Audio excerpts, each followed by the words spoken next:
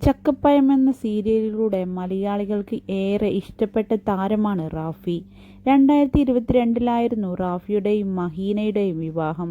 പ്രണയിച്ച് വിവാഹിതരായ ഇവർ ഇപ്പോൾ വേർപിരിഞ്ഞുവെന്ന വാർത്തയാണ് പുറത്തുവരുന്നത്. മഹീന തന്നെയാണ് താനും റാഫിയും വേർപിരിഞ്ഞുവെന്ന് സ്വന്തം യൂട്യൂബ് ചാനലിലൂടെ വെളിപ്പെടുത്തിയത്. റാഫിക്കൊപ്പം മഹീനയെ കാണാതായപ്പോൾ മുതൽ ആരാധകർക്ക് സംശയമുണ്ടായിരുന്നു.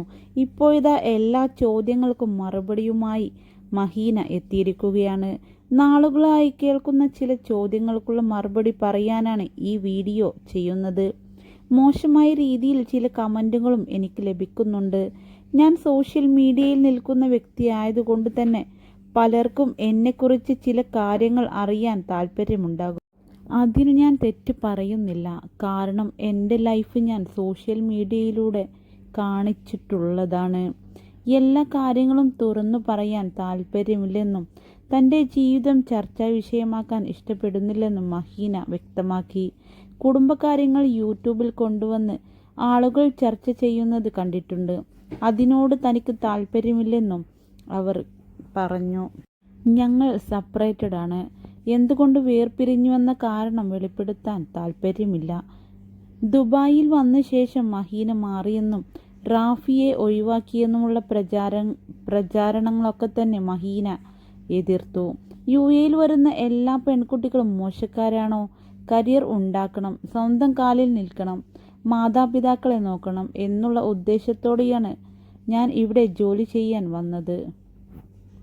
ഞാൻ റാഫിയെ തേച്ചതാണ് എന്നൊക്കെ കമന്റ് വരാൻ സാധ്യതയുണ്ട്. മുന്നോട്ടു പോകാൻ പറ്റില്ലെന്ന് തോന്നിയപ്പോഴാണ് ബന്ധം അവസാനിപ്പിച്ചത്. അതിന് മറ്റു ചില കാരണങ്ങളുമുണ്ട്.